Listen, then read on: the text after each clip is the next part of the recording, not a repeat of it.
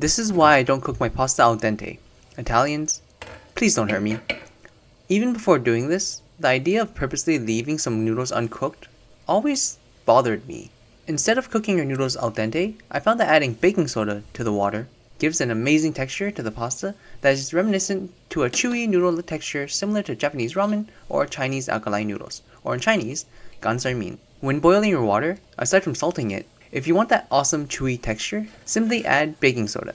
I swear, it seems like baking soda does everything. Let the baking soda cook for some time before adding your noodles. The logic behind this is the same reason we sometimes boil bagels and pretzels in a baking soda solution, and also why we put baking soda in cookies for a nice chewy texture. When you cook baking soda, it makes it more basic, like yo ma. Sorry. And this alkalinity makes the product chewier. Don't ask me why, I'm not a physicist, or a biologist, or a chemist, or whatever ist. This is a quick hack to imitate Chinese alkaline noodles. Those are the noodles you'll usually get if you order wonton noodles or beef brisket noodles at Hong Kong cafes, and they're often darker and much chewier than regular noodles. Both of those attributes come from the alkalinity of the noodles. Unlike hand-pulled noodles, which rely on gluten content and gluten formation, or pastas that need to be cooked al dente for texture, the texture predominantly comes from the alkaline solution called consoy when it's kneaded into the dough before shaping. Rather than having to buy it or make it yourself, if you have boxed pasta like spaghetti or fettuccine or something like that, you can just do this hack, and you'll have your own consoy noodles.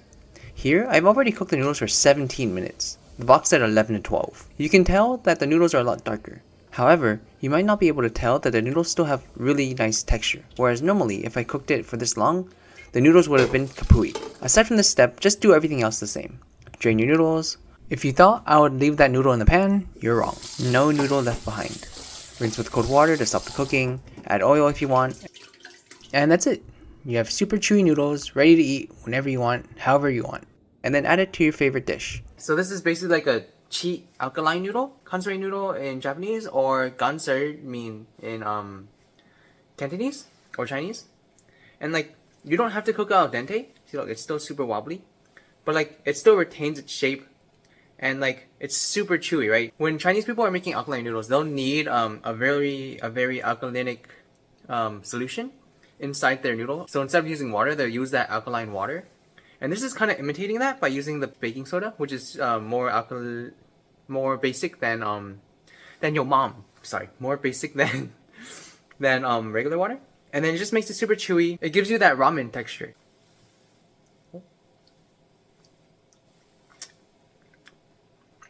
And you can't see it, but it's fully cooked. It's not al dente or anything. There's no point in showing you, but like, it's not al dente, but it's still super chewy, and it has that like bite to it that you really want from al dente noodle or from like ramen noodle. So just use baking soda. Everyone has baking soda.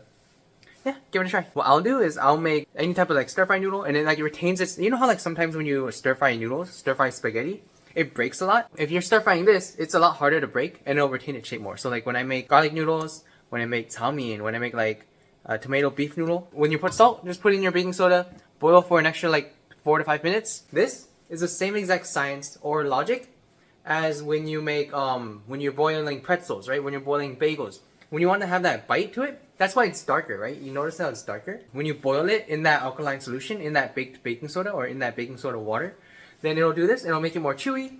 It'll make it kind of have that al dente taste or that al dente texture. It just has that really wonderful mouthfeel of just like restaurant ramen, or like restaurant like wonton min or wonton noodles. So it kind of imitates that chewy texture, and I definitely give it a shot. Have a good day.